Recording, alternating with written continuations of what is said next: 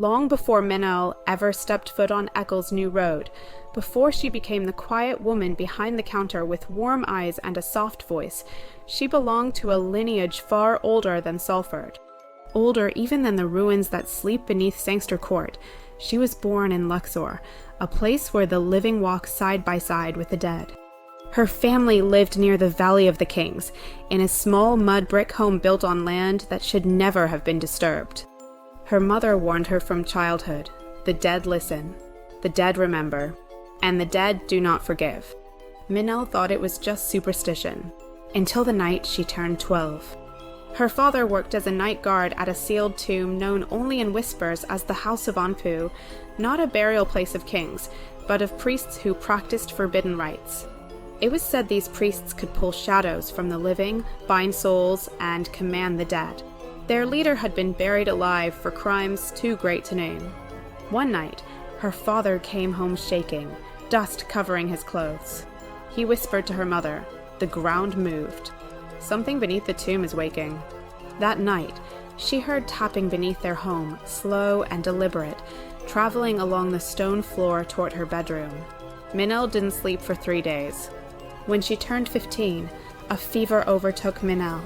She burned for 9 days, trapped in dreams where shadows walked like men, and ancient voices whispered her name.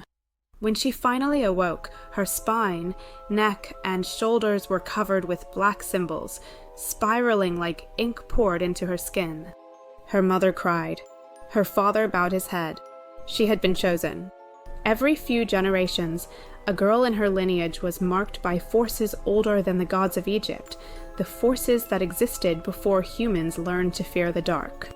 These women were known as keepers of the shadow veil, the binders of unrest, those who could hold back the dead.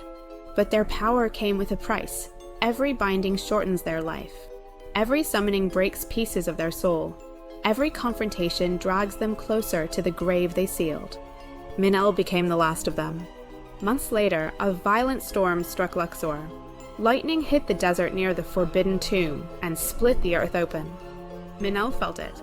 She collapsed in a street, screaming as if something were clawing inside her ribs.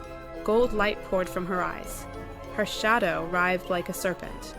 Her parents dragged her home, but it was too late. The buried priest, the same one entombed for commanding the dead, began to rise. The spirits in the valley shrieked. Animals fled. Dust storms formed in seconds. Milnells stood outside, hands trembling, the symbols on her skin glowing like molten metal. She was the only one who could stop him. She went to the broken tomb alone.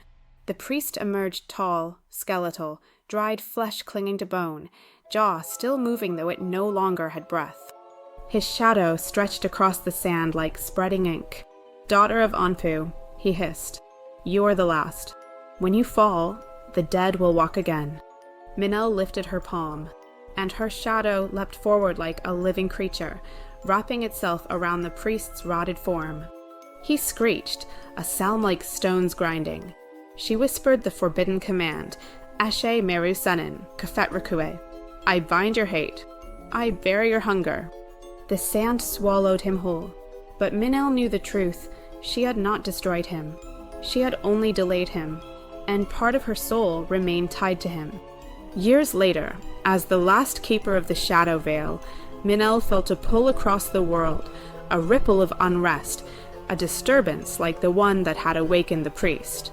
The same dark presence was rising somewhere far away. She followed the pull. It led her not to a desert, not to a burial site of kings, but to a patch of land in Salford where a church spire stood alone, surrounded by neat little houses on a newly built estate. Stowell Spire.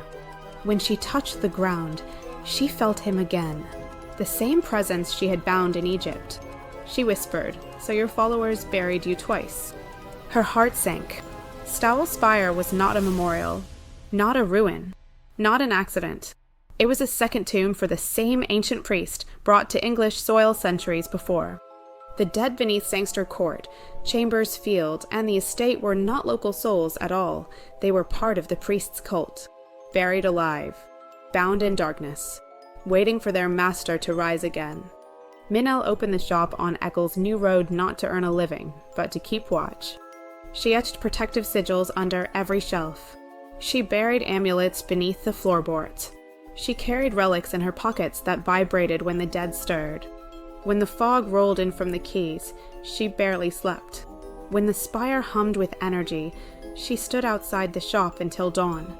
And when the shadow shifted under Chambers Field, she whispered prayers that cracked her throat. Milnells had not come to Salford by chance. She had come to finish the burial she began in Egypt. And she knew one terrible truth: if she fails, the estate will drown in a grave older than civilization itself.